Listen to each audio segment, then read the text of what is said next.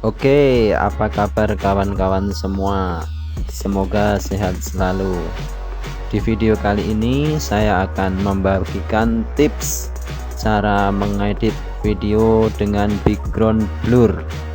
Oke, sebelum ke tutorial jangan lupa subscribe untuk mengetahui informasi di channel ini.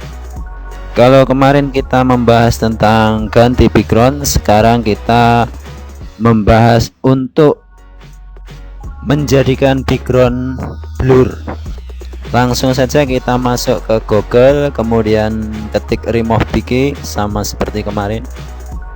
Setelah masuk nanti kita upload foto yang kita akan eksekusi.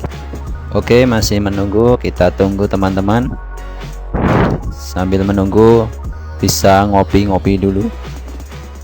Kayaknya jaringannya agak lemot kawan-kawan, mohon bersabar, ini ujian. Kayaknya sudah mulai masuk ini, ayo kita tunggu sebentar lagi. Nah, sudah muncul kawan-kawan. Setelah foto muncul, kita langsung ke menu edit.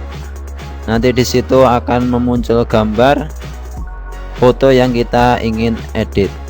Setelah kita pilih, di situ ada mengaburkan. Nah, kita pilih tingkat kekaburannya, bisa level 1, 2 dan 3. Tergantung selera kita masing-masing. Nah, setelah itu kita download dan inilah hasilnya. Ini tingkat kekaburan yang pertama.